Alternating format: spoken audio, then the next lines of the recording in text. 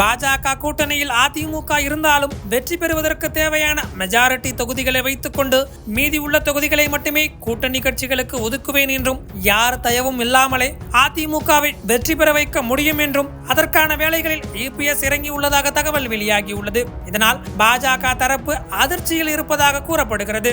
Meenakshi College of Nursing Mangadu and Arulmigu Meenakshi College of Nursing Kanchipuram BSc MSc and post basic BSc 2026 சட்டமன்ற தேர்தலை கருத்தில் கொண்டு தமிழக கட்சிகள் இப்போதே தேர்தல் பணிகளை தொடங்க ஆரம்பித்து விட்டது. அந்த வகையில் ஆளும் திமுக தற்போது இருக்கும் கூட்டணி கட்சிகளுடனே தேர்தலை சந்திக்க உள்ளது.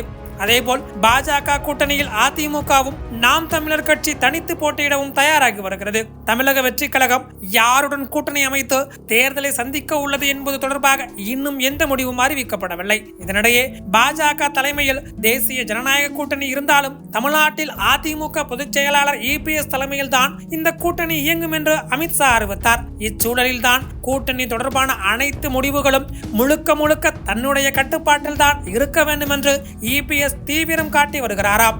அந்த வகையில் தமிழ்நாட்டில் இருக்கும் 234 தொகுதிகளில் 180க்கும் மேற்பட்ட தொகுதிகளில் அதிமுகவினரை களமிறக்க இபிஎஸ் திட்டமிட்டுள்ளாராம். அப்படி 180 தொகுதிகளில் போட்டியிட்டால் 60 தொகுதிகளில் தோற்றால் கூட மெஜாரிட்டிக்கு தேவையான 118 தொகுதிகளில் வெற்றி பெற்று தனி பெரும்பான்மையுடன் ஆட்சி அமைக்கலாம் என்று இபிஎஸ் நினைக்கிறாராம். இந்த முறையை கையாண்டால் கூட்டணி உதவியே தேவையில்லை என்பது அவரது விருப்பம் என்று சொல்லப்படுகிறது. அந்த வகையில் மீதம் இருக்கும் 54 தொகுதிகளை பாஜக கொடுக்கலாம் என்றும் இபிஎஸ் நினைப்பதாகவும் யார் தயவும் இல்லாமலே அதிமுகவை வெற்றி பெற வைக்க முடியும் என்று அதற்கான வேலைகளில் அவர் இறங்கியுள்ளதாகவும் தகவல் வெளியாகியுள்ளது. இதனால் பாஜக தரப்பு அதிர்ச்சியில் இருப்பதாக சொல்கின்றனர்.